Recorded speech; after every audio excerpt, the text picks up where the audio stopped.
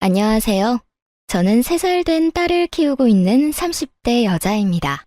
제가 오늘 소개해드릴 사연은 다름 아닌 저를 무시했던 형님의 이야기인데요. 웬만하면 싫은 소리 하는 걸 싫어하는 제가 어떤 형님을 만나게 되어 어떤 말까지 하게 되었는지 한번 들어보실래요? 이야기 지금부터 시작해 보겠습니다. 저와 남편은 보육원 봉사를 다니며 만난 사이였어요. 저는 그 보육원 출신으로 고아였어요.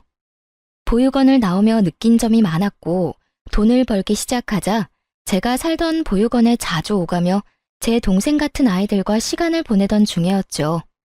남편은 그 보육원에 자주 오는 봉사단체의 일원이었는데 저와는 달리 공부도 많이 하고 직장도 좋은 곳에 다니고 있었죠. 약속을 한 것도 아니었는데 주말마다 보육원에서 남편을 보게 되었고 어느 날부턴가 남편이 저에게 관심을 보이는 것 같더라고요. 전 애초에 시작해서도 안 될 사람이라 생각했기에 그런 남편을 애써 피해 다니곤 했습니다. 아무래도 집도 잘 사는 남자인 것 같은데 그 미래가 훤히 보였던 터라 쉽사리 시작할 용기가 나지 않아서였죠. 하지만 남편은 그런 저를 끝까지 붙잡아 주었고 한결같은 남편의 모습에 딱 연애까지만 하기로 마음을 먹고 시작하게 되었습니다. 나를 한결같이 좋아한다는 남편을 밀어내기엔 저 역시 남편을 너무나도 좋아하게 되었고 그런 남편과 결혼까지 하기엔 제가 고아라는 사실이 저희의 결혼에 큰 산처럼 장애물이 된다고 생각했었죠. 그렇게 한순간 한순간이 행복하지만 아쉬운 날이 이어지던 어느 날 남편이 저에게 본가로 함께 가자고 하더라고요. 다은아, 오늘 우리 집에 가자. 어? 어딜 가자고? 우리 집에 부모님이 너 한번 보고 싶으시대. 날? 날 왜? 내 이야기 집에다 한 거야? 어디까지 이야기했는데 나 고아인 거 다 알고 계셔? 오, 내가 다 말했어. 다은이 네가 무슨 걱정하는지 다 아는데 나 믿고 일단 가자. 네가 걱정하는 그런 일 없을 거야. 남편은 걱정할 필요가 없다고 했지만 아무래도 걱정이 될 수밖에 없었어요. 그리고 속으로 이런 생각을 했죠. 아, 우리가 헤어진 날이 바로 오늘이구나 하고요. 전 그런 다짐들을 하며 시댁으로 가게 되었고 모진 말들을 쏟아낼 것이란 제 예상과는 달리 남편의 부모님들은 저를 따뜻하게 품어주셨어요. 다은 양, 왜 그렇게 긴장하고 있어요? 긴장 좀 풀어요. 우리 다은 양 안 잡아먹어요. 실물이 더 예쁘네.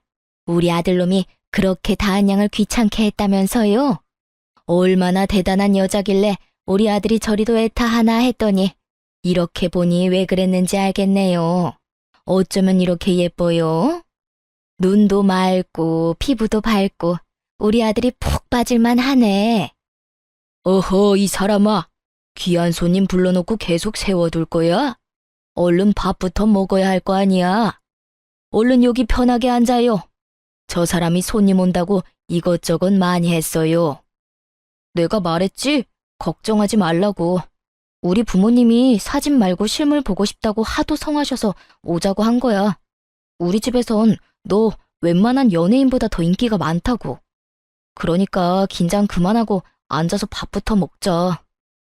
눈물이 나올 것만 같아 얼마나 참았는지 모릅니다. 살면서 이런 호의를 받아본 적이 있나 싶을 정도였어요. 그 후로도 전 시댁에 자주 오가며 지냈고 그렇게 2년을 연애하다 결혼까지 하게 되었습니다. 결혼을 하고 난 후에도 전 시댁의 사랑을 한몸에 받으며 생활하고 있었고 제가 임신을 할 무렵 비혼주의였던 시숙이 결혼까지 하게 되며 집안에 겹경사가 났다며 다들 기뻐해 주셨었죠. 시숙과 결혼을 한 형님은 대기업 연구원으로 저와는 달리 집안도 부유하고 척 보아도 곱게 사랑받으며 자란 티가 나는 사람이었어요.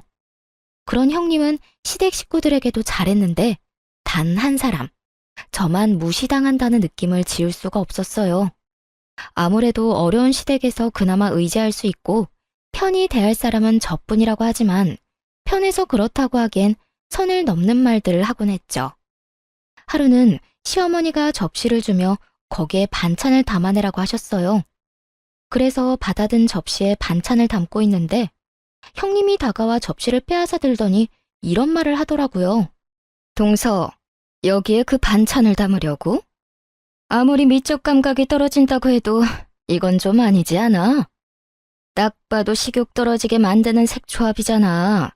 꽃무늬가 뭐야, 꽃무늬가. 그러지 말고 저기 아무 무늬도 없는 흰 접시에 담아. 그게 더 깔끔하고 정갈해. 아, 그런가요? 그런데 그게요, 형님. 형님은 어머님이 골라준 접시라는 사실을 생각지도 못하고 있었고, 저는 우물쭈물 어떻게 해야 할지 몰라 쉽사리 대답을 못하고 있었어요. 형님은 아무 대답도 하지 못하고 눈치만 살피는 저를 보며 답답하다는 듯 닥달하기 시작했어요. 동서, 내 말 안 들려? 얼른 접시 다른 거 가지고 오라니까. 왜? 기분 나빠서 그래? 기분 나빠할 것도 많다. 다 동서 어른들한테 밉보일까 봐서 그래. 그렇지 않아도 동서는 눈치 볼 일도 많을 텐데 이런 거라도 잘해야 예쁨 받을 거 아니야?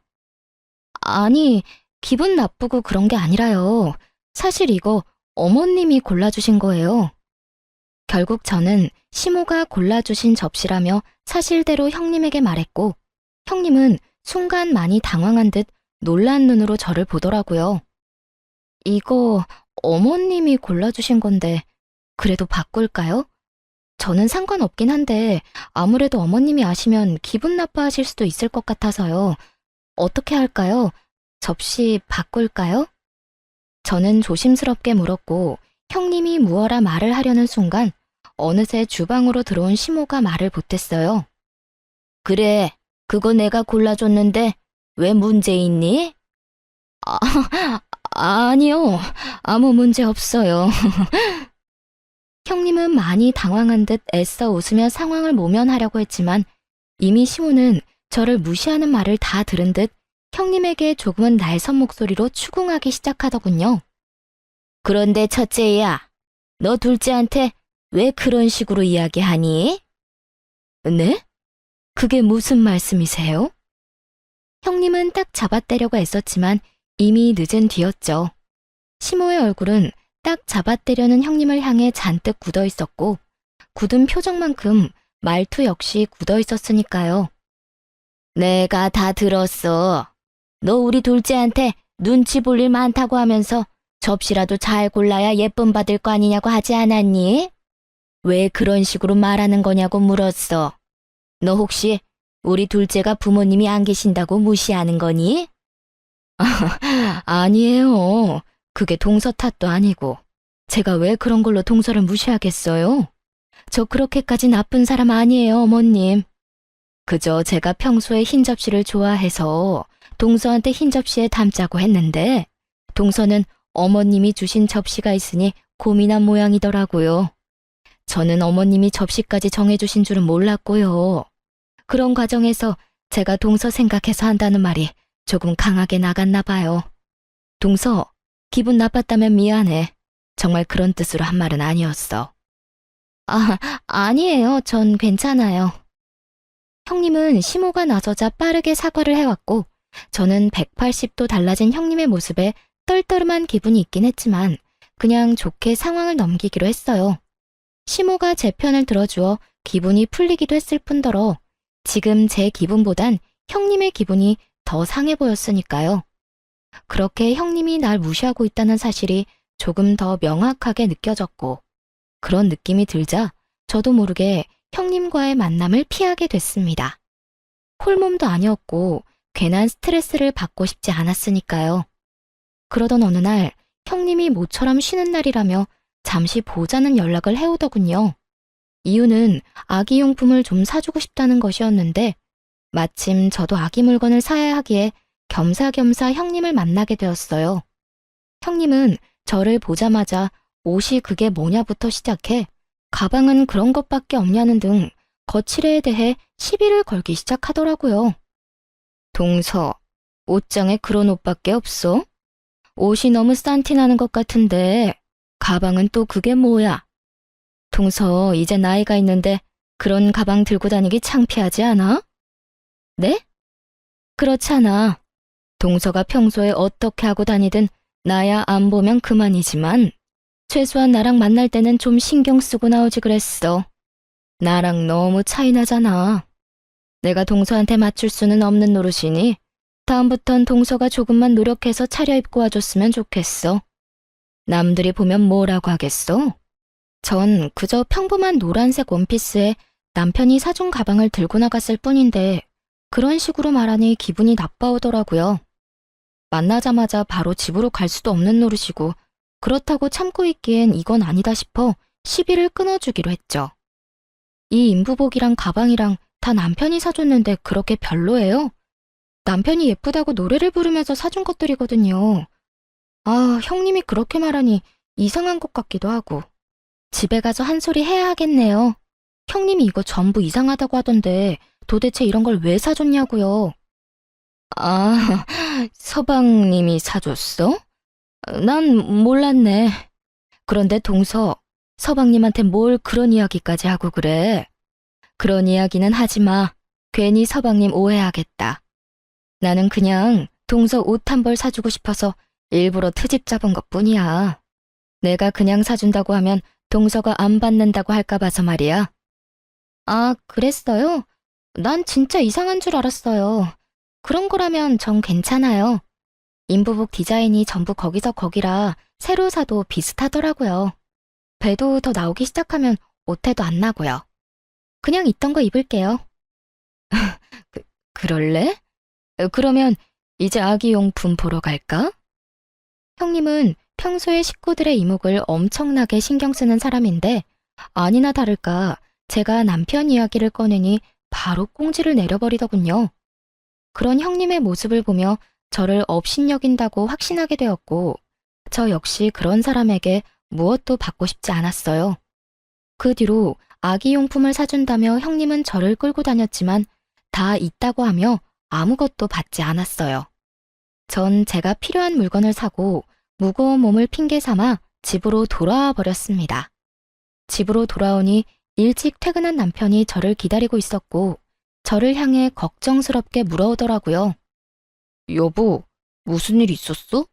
너무 피곤해 보이는데 누굴 만나고 왔길래 표정이 그래? 아, 형님. 아기용품 사주신다고 해서 나갔다 왔어. 그래? 그러고 보니 형이 당신 뭐라도 사주라고 형수님한테 돈 줬다고 하더라. 그래서 뭐 사주시던데? 그럼 그렇지.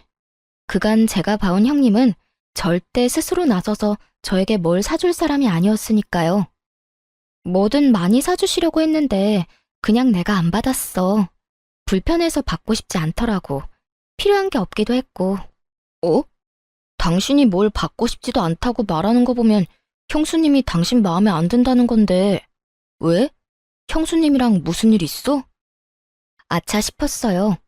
연애 시절과 결혼 생활을 하는 내내 남편은 저에게 넘치는 관심을 쏟고 있던 터라 때론 제가 모르는 모습조차 알던 사람이었습니다. 그래서 불편한 사람에게는 제가 쌀 한 톨 받기를 꺼린다는 것을 그 누구보다 잘 알고 있었죠. 그런 제가 형님에게 아무것도 받고 싶지 않았다고 말을 해버렸으니 부인을 해봤자 이미 늦은 일이다 싶더군요. 무슨 일이 있는 건 아닌데 그냥 결이 안 맞는 것 같아서 불편해. 왜 그런 사람 있잖아. 싫은 건 아닌데 결이 안 맞는 사람. 나한텐 형님이 그런 것 같아. 약간 선을 지키며 지내는 게 좋을 것 같아서 그래. 그래? 다른 문제 있는 건 아니고? 그때 엄마한테 들어보니 형수님이 당신을 알게 모르게 무시하는 것 같다고 하던데. 설마 형수님이 당신 무시하고 그러는 거 아니지? 그런 거 아니야. 내가 무시당하고 가만히 있을 사람이야? 날 그렇게도 몰라? 하긴 당신이 순하게 내내 거리는 것 같아도 한 번 아니면 칼같이 끊어내지. 그래도 혹시나 무슨 일 있으면 꼭 나한테 말해. 알겠지? 전 괜한 불미스러운 일을 만들고 싶지 않아 애써 괜찮은 척을 했고 남편은 제가 괜찮다고 하니 일단 믿어주겠다는 식의 대답을 해주더군요. 그렇게 뭐든 무던하게 넘기려고 애쓰던 어느 날 결국 형님이 절 폭발하게 만드는 일이 일어나고야 말았어요. 그날은 시부의 생신으로 형님과 제가 생신상을 차리고 있었는데 평소 아버님을 비롯해 식구들이 좋아하는 식혜를 함께 만들고 있을 때였어요. 동서는 별걸 다 만들 줄 아네. 그런 건 누구한테 배운 거야? 가르쳐줄 어른도 없었을 텐데. 아, 보육원에서 배운 거야? 이 말에 폭발을 했냐고요? 아니요. 기분이 좋진 않았지만 참을 수 있는 정도였어요. 학교에 다니며 저런 말은 수도 없이 들었던 터라 저 정도 비아냥은 그저 우습기만 했어요. 아, 어머님께 배웠어요. 매년 생일에 이렇게 만들어드리더라고요. 남편도 좋아하고 해서 저도 배워두면 좋겠다 해서 배웠어요. 아주버님도 좋아하시는 것 같은데 형님도 이참에 배워두실래요? 아유, 됐어. 그까짓 거 얼마나 한다고. 요즘 수제식혜 얼마나 잘 만드는데 사 먹는 게 편하고 좋아. 그렇긴 하죠. 돈 주고 사 먹으면 편하긴 해요, 사실. 전 이제 그만 대화하고 싶다는 의미로 고개를 돌려버렸고 그쯤 하면 제 뜻을 알아듣고 그만해도 될 텐데 형님은 기어코 입을 또 열어버리더군요. 편한 걸 안다는 사람이 왜 이 고생을 하는 거야? 그렇게 아버님 어머님께 잘 보이고 싶은 거야? 동서도 참 애쓴다 애써. 잘 보이려고 이러는 게 아니라 워낙 좋아하시니 만드는 거예요. 애쓰는 게 아니라 제가 하고 싶어서 하는 거라고요. 왜 매번 형님은 그런 식으로 생각하는 거예요? 제가 뭘 했다 하면 잘 보이려고 그런다, 애쓴다. 왜 그런 식으로 저를 깎아내리냐고요. 앞으로 그러지 마세요. 저도 좋은 마음에서 하는 일인데 그런 식으로 말하면 기분 좋지 않아요. 동서, 왜 그렇게 흥분을 해? 같은 며느리 입장에서 동서 힘들까봐 동서 생각해서 하는 말인데. 그리고 동서만 그렇게 생각하지 남들이 보면 동서가 사랑받고 싶어 안달난 사람으로밖에 안 보여. 다들 말을 안 하는 것뿐이지. 형님은 고삐 풀린 망아지처럼 고삐 풀린 입을 열고 있었고 도대체 무슨 말이 하고 싶어 서론이 저 따위인가 하는 생각에 되물어 보았어요. 뭐라고요? 하긴 부모 사랑이 고프긴 했겠지. 동서 친부모는 참 너무했다. 어떻게 어린 딸을 보육원에다 버릴 수가 있어?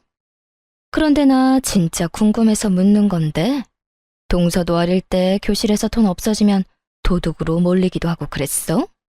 왜? 드라마에서 보면 그런 장면들 종종 나오잖아. 나 그런 거 보면서 진짜 궁금했거든. 왕따? 그런 것도 당한 적 있어? 형님은 선을 넘어도 한참을 넘고 있었고 그 순간 제 인내가 바닥을 찍는 느낌이 들더군요.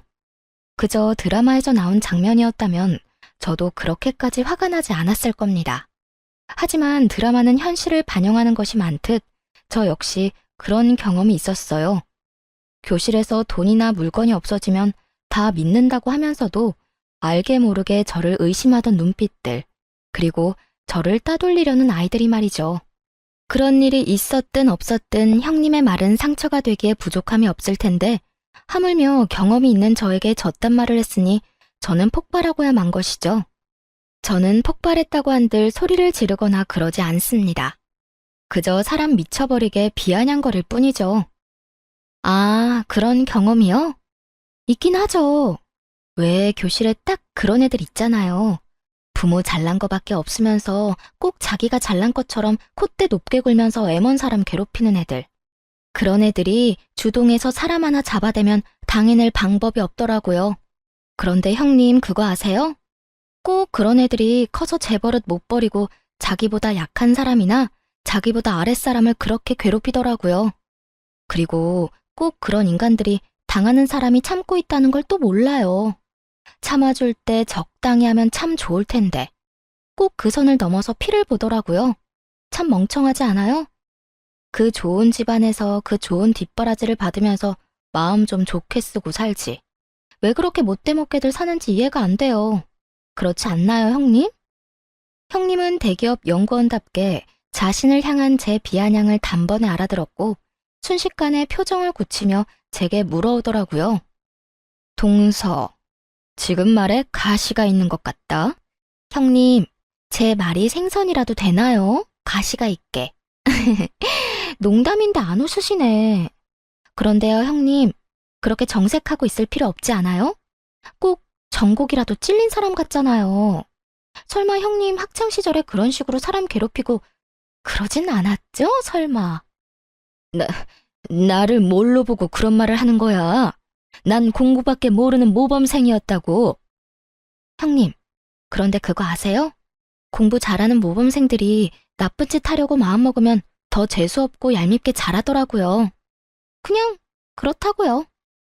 형님은 제 말에 정곡이라도 찔린 사람처럼 얼굴을 붉히며 아랫입술을 꽉 깨물고 있었고, 전 그런 형님을 향해 최대한 얄밉게 웃어 보였어요. 제 웃음을 본 형님이 저에게 무슨 말을 하려는 찰나 시모가 주방으로 들어왔고, 저희의 본격적인 첫 다툼은 일단락되었죠. 그날 이후 형님은 더는 제가 참아야 할 대상에서 삭제되어 버렸고, 전 그 어떤 형님의 행동도 받아주지 않기 시작했습니다. 그 후 형님은 본인이 제대로 저에게 한 방 먹었다는 사실이 분한지 시비를 못 걸어 안달인 상태였고, 전 그런 형님의 시비를 비아냥거림으로 받아주며 그 입을 막아버렸어요. 그렇게 크고 작은 부딪힘이 계속되던 어느 날이었죠. 그날은 시어머니가 우리 집에 반찬을 좀 가져다 주신다며 온다고 한 날이었는데, 형님이 이 사실을 알고 반차까지 쓰고선 함께 왔더라고요. 저희 집에 처음 온 형님은 이리저리 집을 둘러보며 코웃음으로 제 심기를 거스르고 있었고, 시모 역시 이런 저와 형님의 사이가 심상치 않음을 눈치챘는지 형님을 주시하며 살피고 있는 것이 보였어요. 하지만 이런 시모의 눈빛을 알지 못한 형님이 제가 반찬을 냉장고에 챙겨넣자 흘러가는 말로 저에게 이런 말을 내뱉는 것 아니겠어요? 동서는 참 부모복이 많다고 해야 할지 없다고 해야 할지 모르겠어. 친부모는 동서를 버렸는데 시어른이 이렇게 동서를 챙기니까 말이야. 그리고 이 모습을 시모도 제대로 보고 말았죠. 모든 말을 정확하게 듣진 못했으나 부모복, 친부모라는 단어를 들어버렸고, 그 자리에서 얼굴까지 붉히며 형님을 닥달하기 시작했어요. 너 지금 그게 무슨 말이야? 부모복? 친부모? 너 이때껏 다은이한테 그딴 말을 짓거리며 지냈던 거야? 어디 배울 만큼 배웠고 가질 만큼 가진 사람이 그딴 말을 아무렇지도 않게 짓거려? 하물며 내가 이렇게 눈 뜨고 보고 있는데. 너도 그렇지만 다은이 역시 나한테 딸 같은 며느리인 건 너 몰라? 어디 부모 보는 앞에서 그딴 말을 해? 아무 잘못도 없는 제가 봐도 무서울 만큼 시모는 화를 내고 있었고, 형님은 금방이라도 울 것 같은 얼굴로 변명을 쏟아내고 있더라고요. 어머님, 전 그런 뜻이 아니었어요.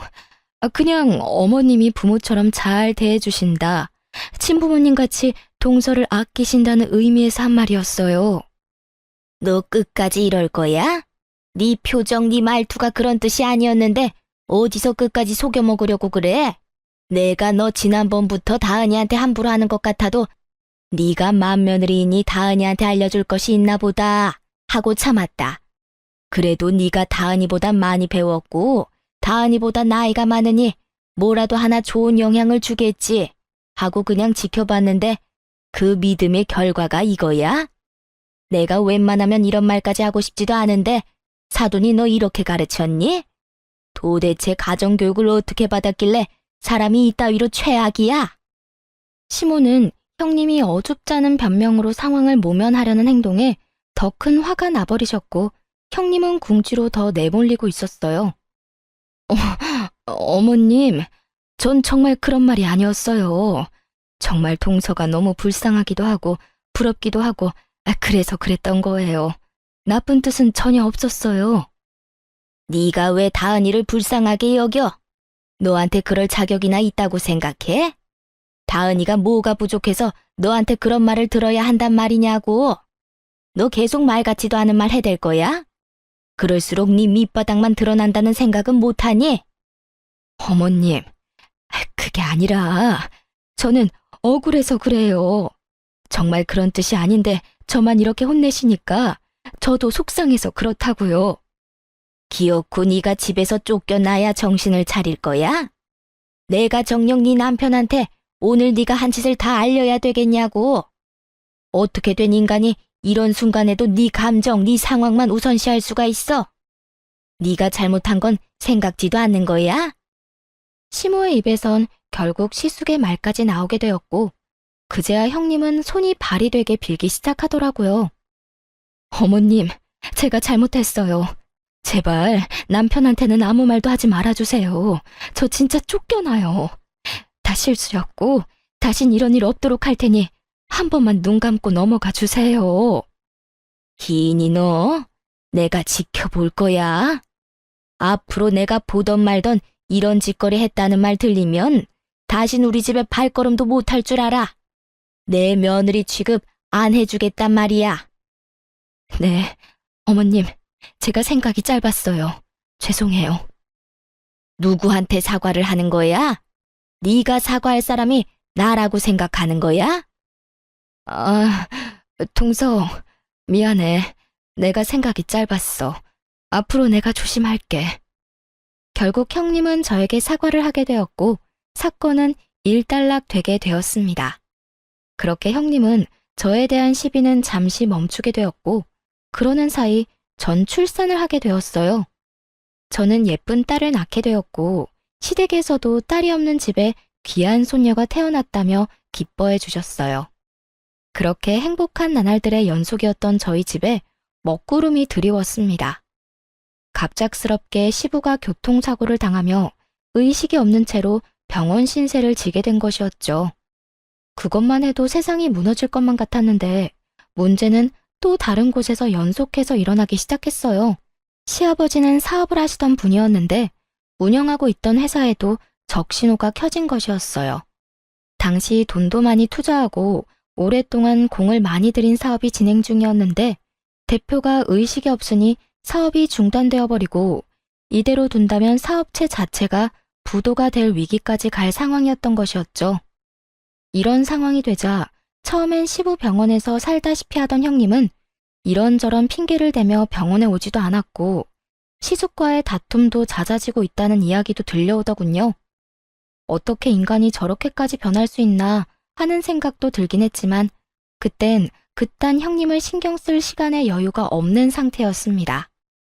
아기는 너무나도 어렸고 시부는 병원에 계시고 시모는 심적으로 많이 허약해지셔서 언제 쓰러져도 이상하지 않은 그런 상태였죠. 전 갓난아기를 업고 백방으로 다니며 회사 문제를 해결하려 애쓰고 있었고 남편 역시 다니던 회사를 그만두고 시부 회사로 출퇴근을 하며 어떻게 해서든 문제를 해결하려고 노력하고 있었어요. 시숙은 원래 시부 회사를 물려받기 위해 일을 하고 있던 터라 거래처들을 돌며 불안해하고 있는 거래처들을 안심시키고 있던 중이었어요. 모두들 피나는 노력을 하고 있는 동안 시모는 점점 더 기운을 잃어갔고 저는 하는 수 없이 결국 형님에게 연락을 하게 되었습니다. 정말 내키진 않지만 형님의 도움이라도 절실한 상황이었으니까요. 형님, 요즘 많이 바쁘세요? 동서가 웬일이야? 나한테 생전 연락 한 통 없더니. 나 요즘? 그냥 그저 그래. 그런데 왜? 다름이 아니라 어머님이 요즘 통 기운도 없고 몸도 많이 안 좋아지셔서요. 아무래도 심적으로 힘들어서 몸도 처지는 것 같으신데 형님이 어머님 댁 가서 좀 챙겨주시면 안 될까요? 내가 왜 그래야 하는데? 나 노는 사람 아니야. 나도 일해야 하고 이리저리 바쁜 사람이라고. 조금 전엔 그저 그렇다고 했잖아요. 순식간에 말이 바뀌네요. 동서도 알고 있잖아. 나 원래 이런 사람인 거. 그리고 말이 나왔으니까 하는 말인데 동서, 나한테 이런 전화 하지 마. 나 곧 이혼할 거야. 네? 이혼이요? 그래, 이혼. 내가 그 집안에서 그 수모를 겪으면서 왜 붙어 있었는데 내 급에 맞는 남자라고 생각했으니까 어떻게 해서든 참고 산 거라고. 그렇게 참고 살다 보면 장남인 남편한테 그 회사가 갈 테니까. 그런데 지금 꼴이 어때? 아버님은 돌아가시기 직전이고 회사는 부도 직전에 어머님은 곧 몸져 눕기 직전이고 온갖 나쁜 일 앞두고 있는 게 뻔히 보이는데 내가 그딴 집이랑 계속 연을 이어가고 싶겠어? 형님은 이런 상황에선 이혼이 당연하다는 듯 저에게 훈수를 두며 사람 입으로 오물을 뱉어내고 있었고 점점 듣고 있던 귀가 썩어갈 지경이었어요. 앞뒤가 다른 사람이란 건 진작 알고 있었지만 이 정도로 최악이라고는 생각하지 않았는데 형님은 생각보다 더 인간 이하임을 증명하듯 선 넘는 말도 거침없이 내뱉더라고요. 더는 이런 사람에게 사람 대접을 해주고 싶지 않았던 저는 언성을 높이며 따져 묻기 시작했어요. 와, 진짜 너 내 생각보다 더 쓰레기구나. 어떻게 그런 말을 아무렇지 않게 할 수가 있어. 돌아가시기 직전이라고? 다른 건 다 그렇다 쳐도 그런 말은 하면 안 되는 건 몰라? 동서야말로 윗사람한테 버릇없이 반말부터 찍찍 내뱉는 거 보니 알만하네. 그리고 내가 틀린 말 했어? 맞잖아. 이때까지 의식 없는 거 보면 그 결말이야 뻔한 거 아니야? 하여튼 날 쓰레기라 하든 말든 상관없고 그 사람 출장에서 돌아오자마자 이혼하자고 할 거니까 그런 줄 알고 나한테 전화하지 마. 전화하라고 해도 안 할 거니까 걱정하지 말고 앞으로 네 신세나 걱정해. 내가 지금 이 순간을 땅을 치고 후회하게 만들어줄 테니까. 동서가? 아니, 이제 이혼할 건데 동서라고 할 필요도 없겠네. 사실 너같이 하자 있는 인간이랑 가족으로 엮이는 것 자체가 나 같은 사람한텐 불쾌하거든. 아는지 모르겠지만 말이야. 하여튼 네가 날 후회하게 만들 수 있다고 생각한다는 것 자체가 어이없긴 하지만 두고는 봐줄게. 과연 고아의 고졸인 네가 어떻게 날 후회하게 만들지 말이야. 그래, 잘 지켜봐. 고아의 고졸인 내가 좋은 부모 만나서 공짜로 대학 졸업장 받은 너한테 어떤 방법으로 이겨먹는지 말이야. 각오해도 좋을 거야. 어머나, 무서워서 눈물이 다 나려고 하네. 동서도 그러고 보면 참 불쌍해. 나는 이혼하고 돌아갈 가족이라도 있으니 이런 상황에 도망이라도 가지. 동서는 겨우 만든 가정 깰 수도 없으니 그러고 죽을 힘을 다해 애쓰는 거 아니겠소?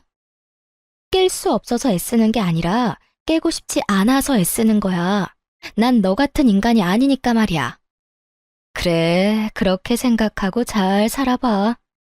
네가 거지된 그 시대 것들 끌어안고 빌빌거리며 살 동안 나는 부자 남자 만나서 재혼할 테니까. 그러면 끊어. 다신 전화하지 말고. 전화를 끊고 나서도 한동안은 치가 떨려왔어요. 어떻게 이런 인간이 있나 싶어요. 제가 고아로 살아온 그 세월 동안 정말 별의별 인간을 다 봤지만 이렇게 추악한 인간은 처음이었고 저를 그만큼 화나게 만든 인간도 처음이었어요. 오죽했으면 고등학생 때 제 알바비를 떼먹은 사장놈이 착하게 느껴졌을 정도였으니까요. 하여튼 전 형님의 추악한 짓거리에 힘입어 회사 문제를 더욱 빠르게 해결해 나갔어요. 저 혼자만 노력한 건 아니었죠. 회사에서 20년, 30년 일해주신 여러 직원분들을 비롯해 입사한 지 반년도 채 되지 않는 신입사원분들까지 모두 한마음 한뜻으로 밤낮 없이 회사를 위해 노력했고 결국 저인 시부의 부재를 완벽히 메우게 되었습니다. 네, 회사에 사활이 걸린 일을 성공시킨 것이었어요. 그렇게 회사가 다시 일어서는 동안 형님의 이혼은 진행되고 있었고 마지막 법원 출석만 앞둔 날이었죠. 그날은 특별한 날이었기에 저와 남편 그리고 주인공인 시숙까지 모두 함께 법원에 가게 되었어요. 이혼이 선고되고 법원을 나서는데 형님이 또 비아냥거리기 시작했어요. 기다리고 기다리던 순간이었죠. 이제 정말 끝이네. 그동안 나 정말 수고하지 않았어? 급도 안 맞는 동서하고 가족으로 엮이느라 수고했고 그런 동서 편만 드는 당신 가족들 비위 맞추느라 수고했고 어쨌든 이제 이혼까지 했으니 다신 마주치지도 말자.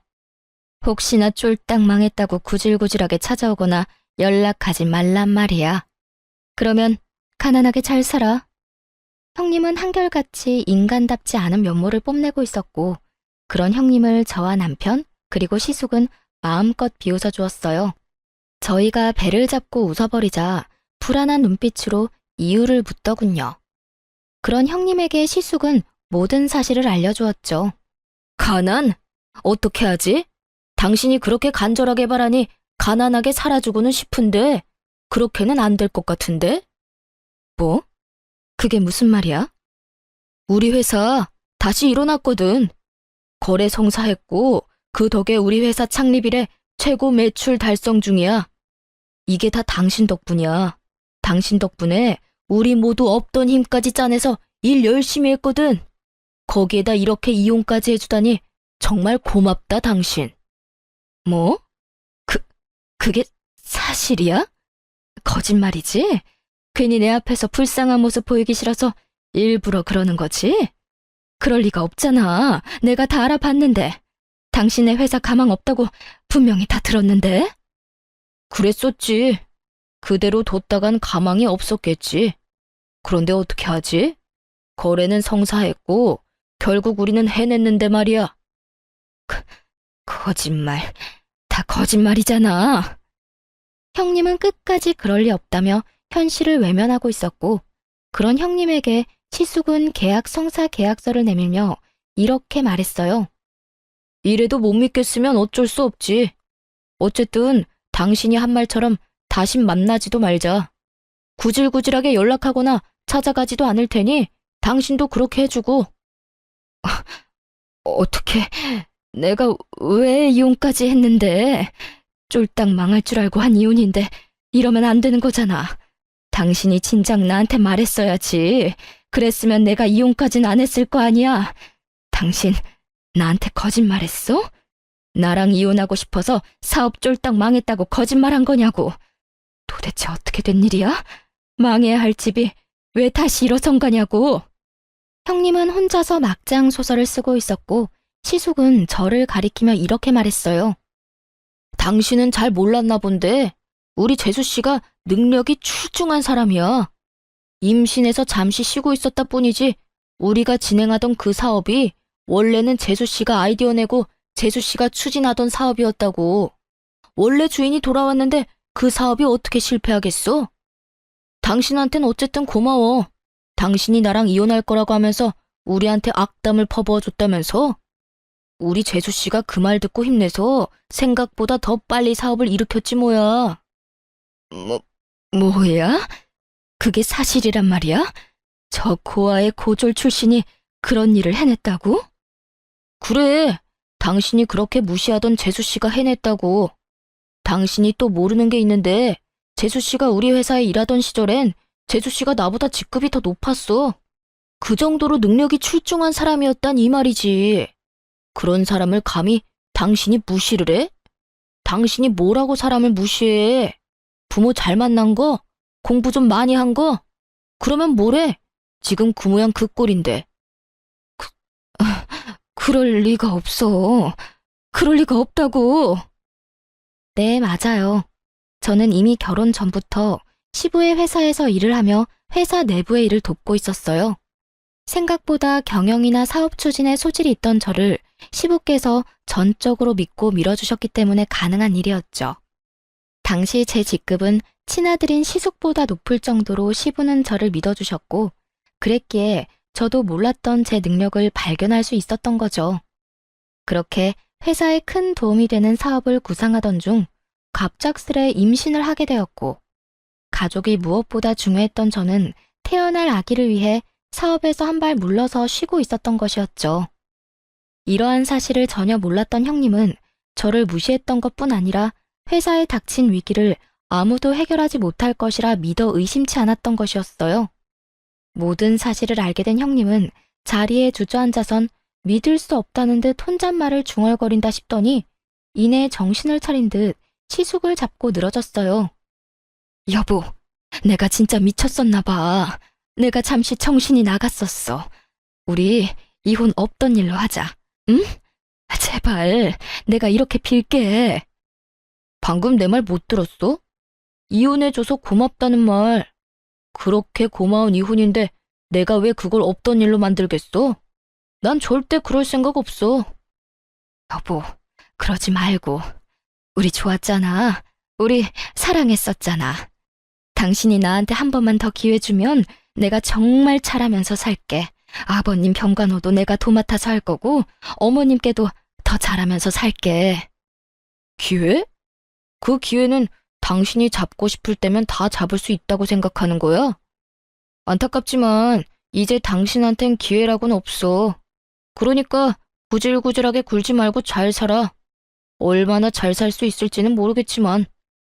시숙은 단호하게 형님의 손길을 뿌리쳐버렸고 도저히 안 되겠다 싶었던 형님은 갑자기 저를 붙들고 늘어지기 시작했어요. 동서가 말 좀 잘해주면 안 돼? 우리 가족들 동서 말이라면 껌뻑 죽잖아. 이번에 동서가 회사도 일으켜 세웠으니 동서가 나 좀 받아주자고 한마디 해주면 다들 없던 일로 치고 나 받아줄 거야. 그러니까 동서가 말 좀 잘해줘. 우리 가족이잖아. 이제 와서 가족이라니 정말 웃기지 않나요? 언제는 저에게 가족으로 엮는 것 자체가 불쾌하던 사람이 저에게 가족을 운운하며 매달리고 있었어요. 그런 형님의 모습을 보는데 화가 나기는커녕 불쾌한 기분이 올라오더라고요. 전 그 불쾌한 손길을 뿌리치며 이렇게 말했습니다. 가족? 이제 와서 가족? 언제는 나하고 가족으로 엮는 것조차 불쾌하다고 하더니 이제는 가족이 되고 싶어? 그런데 어떻게 하지? 난 너 같은 인간이랑 가족 되고 싶지 않은데 힘들 때 나 몰라라 버리는 인간이랑 가족이 되고 싶겠어? 동서, 그땐 내가 제정신이 아니었어. 갑자기 집안도 힘들어지고 동서랑도 사이가 안 좋으니까 그냥 홧김에 그랬던 거라고. 그래, 내가 많이 예민해서 그냥 뱉은 말인데 이렇게 이혼까지 하게 될 줄은 몰랐어. 이렇게 후회하고 있으니까 동서가 제발 나 좀 살려주라. 후회. 좋은 말이네. 내가 말했지? 너 땅을 치고 후회하게 해준다고. 꿀 좋다. 그렇게 자신만만하게 굴더니 결국 내 말대로 됐네? 기분이 어때? 고아의 고졸인 내 앞에서 이렇게 무릎 꿇고 비는 기분이? 자존심에 금이 간 형님은 몸을 일으켜 저에게 달려들었고 전 그대로 반동을 이용해 바닥으로 내팽개쳐져 버렸어요. 형님은 그대로 바닥으로 고꾸라졌고 손을 툭툭 털며 말했어요. 진짜 꿀 좋다. 그러게, 마음 곱게 쓰라고 내가 말했지? 앞으로 네 인생은 늘 이 모양 이 꼴일 거야. 네가 부모가 있든 그 부모가 부자이든 말든 네가 인생을 그따위로밖에 못 살면 늘 그 모양 그 꼴일 거란 말이야. 그러니까 제발 착하게 좀 살아라. 아니, 제발 인간답게라도 좀 살아. 그렇게 저희는 돌아와 버렸고 그 뒤로 들려오는 형님의 소식은 쌤통 그 자체였습니다. 처음 형님이 이혼을 본가에 알릴 당시 본가에선 이혼을 반대했다고 해요. 하지만 형님은 다 망해가는 집안에서 가난하게 살고 싶지 않다며 막무가내로 우겨대는 바람에 이혼을 허락하게 되었는데 망해야 할 집이 더 크게 성공해버렸으니 크게 화가 난 것이었죠. 그 덕에 그렇게 자랑하던 본가에선 멍청한 이혼녀라고 불리며 무시를 당하고 있다고 하더군요. 그리고 그렇게 자랑하던 대기업 연구원 직업도 마찬가지였습니다. 제 버릇 남 못 준다고들 하죠. 형님은 회사에서도 저에게 했듯이 신입사원이나 집안의 어려운 직원들을 대놓고 무시하는 것도 모자라 왕따까지 시킨 것이 다 알려지며 권고사직이 난 상태라고 합니다. 그렇게 인간답게라도 살라고 했는데 제 말을 들어먹지 않는 건 여전하다고 생각했네요. 이젠 저와 상관없는 일이긴 하지만요. 이혼을 하고 난 후에도 형님은 시숙에게 매달리는 듯 했지만 한 번 더 연락하면 본가로 연락해버릴 테니 그런 줄 알라며 연락을 끊어버렸다고 하더군요. 그 뒤론 다신 연락이 오는 것 같지 않았고요. 그렇게 형님과의 인연이 끝이 나고 저는 또 육아에만 집중하며 지내는 중입니다. 시아버지는 천만다행으로 의식이 돌아오셔서 회복을 하고 계신 중이에요. 시어머니도 여러 가지 문제가 다 잘 풀리고 난 후 다시 생기를 되찾으셨어요. 어느 날은 저에게 이런 말씀을 하시더라고요. 다은아, 고맙다. 네가 이번에 고생이 많았다고 들었어. 사실 네 이야기를 처음 듣던 날 네가 달가운 건 아니었어. 나는 내가 그런 사람인 줄 몰랐는데 자식이 엮이니 나도 모르게 그런 마음이 들더구나. 그런데 계속 네 이야기를 듣고 네 사진을 보고 내 아들이랑 잘 지내는 모습을 보면서 네가 궁금해졌고 그렇게 널 처음 보는 날 내가 너를 품어줘야겠다고 생각했었어. 처음 본 그날 네가 너무 예뻤거든. 그런데 지금 돌아보니 내가 널 품은 게 아니라 네가 우리를 품어주고 있었구나. 너 때문에 우리가 다시 웃으면서 살 수 있게 됐어. 고맙다. 이렇게 말씀해 주시는데 정말 얼마나 울었는지 모릅니다. 저야말로 시부모님께서 저를 잘 품어주신 덕분에 이렇게 잘 살아가고 있는 것인데 저런 말씀을 해주시니까요. 전 저에게 계속 고맙다는 말씀을 해주시는 시모의 품에 안겨 앞으로 제가 더 잘하고 제가 더 사랑받을 수 있게 노력하며 살겠다고 다짐 또 다짐하게 되었습니다. 요즘엔 시댁에서 지내고 있는데 시숙도 시댁에서 지내며 즐거운 나날들을 보내고 있어요. 딸은 어느새 3살이 되었고 요즘엔 딸 재롱을 보는 재미에 푹 빠져 살고 있어요. 남편은 말할 것도 없거니와 시숙마저 저희 딸 재롱에 껌뻑껌뻑 넘어가선 지갑이 다치는 걸 본 적이 없네요. 그런 모습을 보고 있는 전 너무나도 행복하고요. 평생 외로웠던 저였는데 좋은 남편, 좋은 시댁을 만나 요즘처럼 인생이 즐겁고 행복한 적이 또 있나 싶거든요. 앞으로도 지금처럼만 행복하게 살 수 있도록 노력하며 살아가 보려고요. 이로써 저의 사연도 끝이 났네요. 저의 긴 사연 함께 해주신 분들 감사합니다. 좋은 하루 되세요.